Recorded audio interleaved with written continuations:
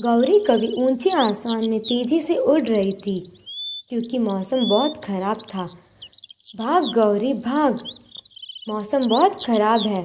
अगर मैं जल्दी घर न पहुंची तो यही ना मर जाऊंगी।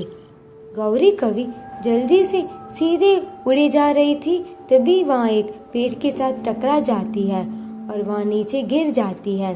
तभी चंदू कबूतर गौरी कवि को जमीन पर पड़ा हुआ देखकर नीचे आता है। गौरी, ओ गौरी, जल्दी उठो, मौसम बहुत खराब है, किसी समय भी बारिश हो सकती है।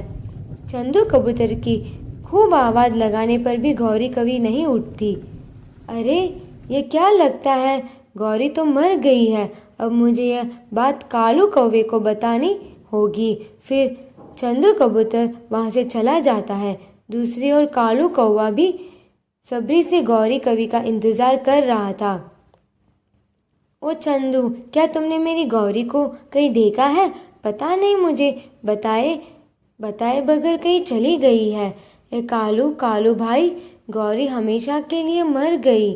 वह एक पेड़ के साथ टकराकर नीचे गिरी हुई थी। मैंने खूब उठाया मगर वह नहीं उठी। वह तो हमेशा हमेशा के लिए मर गई। क्या क्या चंदू, तुम क्या कह रहे हो? मेरी जान, मेरी गौरी नहीं मर सकती। लगता है तुम्हें मुझसे झूठ बोल रहे हो। नहीं कालू, मैं तुमसे कोई झूठ नहीं बोल रहा, मैंने अपनी आंखों से देखा है। जाओ तुम भी देख लो, वह पेड़ के नीचे मरी पड़ी है। मेरी गौरी, मेरी जान। गौरी रोज तो कहती थी कि मैं तुमसे पहले नहीं मरूंगी, फिर कैसे मर गई? वो खुद तो मर गई, मेरा क्या होगा? मैं तो अभी जवान हूँ। कालू, जो होना था वह हो चुका है। तुम ऐसे उदास न हो। तुम्हारी शादी स्वीटी कवि से करा देंगे। वो भी शादी के लिए एक अच्छा कौवा ढूंढ रही है। कवि का नाम सुनते ही कालू कवि का रोना बंद हो जाता है और वह जल्दी से बोलता है, तोते, तुम जल्दी बात करो स्वीटी से, कहीं वह किसी और पक्षी से शादी ना कर ले। कालू, इतनी जल्दी भी क्या है? जब तक गौरी को मरे हुए 12 दिन नहीं गुजरते तुम दूसरी शादी नहीं कर सकते। थोड़ी तो शर्म करो, गौरी आज ही मरी है। और हाँ कालू, खाने पीने की फिक्र ना करना, तुम्हें भोजन दे जाया करेंगे। ऐसा कहते हुए तोता और कबूतर वहाँ से चले जाते हैं। बारिश होने लगती है। बारिश की बूंदें गौरी पर पड़ते ही उसे होश आ जाता है और वह फौरन ही खड़ी हो जाती है। यह मुझे क्या हो गया था? लगता है सालों से सोई पड़ी हूँ। अब घर जाती हूँ, कालू मेरा इंतज़ार कर रहा होगा। ऐसा सोचकर गौरी कवि घर जाने लगती है। वह कालू कौवा तो खुशियाँ मना रहा था। ओए बल्ले बल्ले, ओए बल्ले बल्ले, आज मैं कितना खुश हूँ। उस नक्छड़ी गौरी कवि के मरने के बाद स्वादिष्ट स्वादिष्ट भोजन और उस स्वीटी कवि से शादी होगी मेरी। स्वीटी कवि कितनी अच्छी है और बहुत भोली भी है। मैं तो ऐसी ही कवि से शादी करना चाहता था, पर ये गौरी पता नहीं मेरे कैसे पल्ले पड़ गई। कालू कौवा ऐसे सोचकर बहुत खुश हो रहा था। तभी उसके दरवाजे पर दस्त होती है। लगता है कोई पक्षी मेरे लिए भोजन लाया होगा। फिर ये मुझे रोने की एक्टिंग करनी पड़ेगी। कालू कौवा रोते रोते दरवाजे खोलता है और वह गौरी कवि को देखकर चौंक जाता है। गौरी, तुम यहाँ कैसे? कालू, क्या हो गया? मैं गौरी हूँ, आप मुझे ऐसे देखकर क्यों चौंक रहे हैं? कुछ नहीं गौरी, मैं तो तुम्हें लेकर बहुत चिंता में था।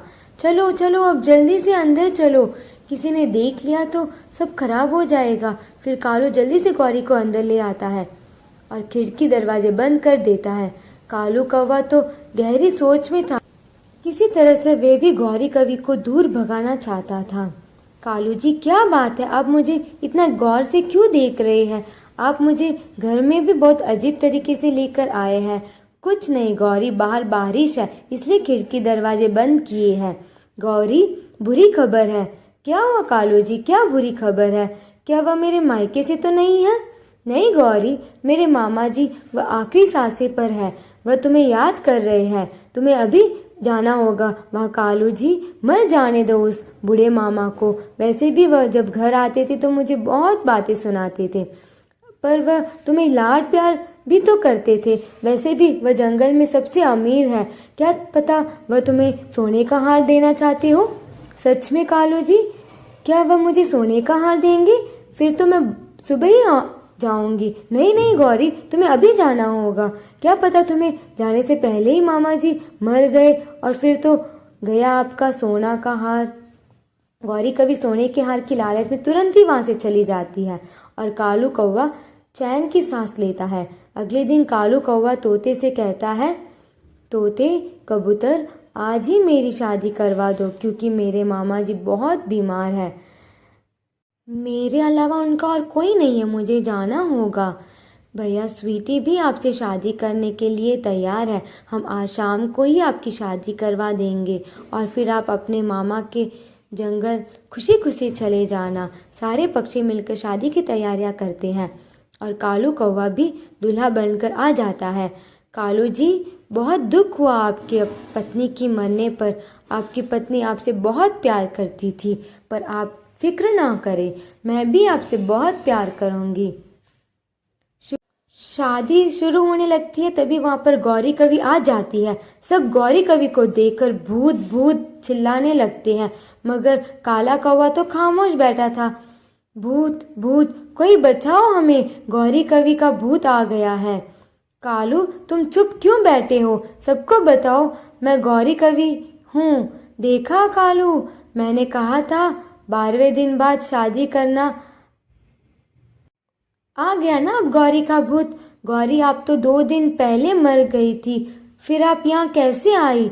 गंदी मोटी आंखों वाले कबूतर, मेरे मरे दुश्मन। कालू जी, मामा तो बिल्कुल ठीक है, तुमने मुझसे झूठ क्यों बोला?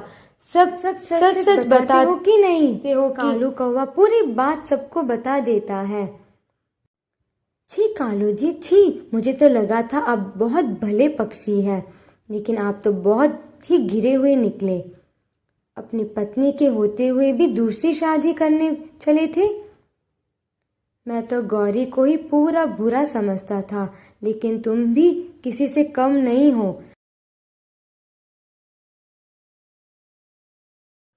गौरी ठीक में ही तुम्हारी मार लगाती है और तुम्हें गौरी कभी ही सुधार सकती है, ना ही किसी स्वीटी जैसी मासूम कवि। ऐसा कहकर वे सभी अपने अपने घरों को चले जाते हैं और गौरी कवि खूब कालू कौवे की पिटाई लगाती है। प्लीज गौरी, मुझे मत मारो, आगे से तुम मर भी गई फिर भी मैं दूसरी शादी नहीं करूँगा।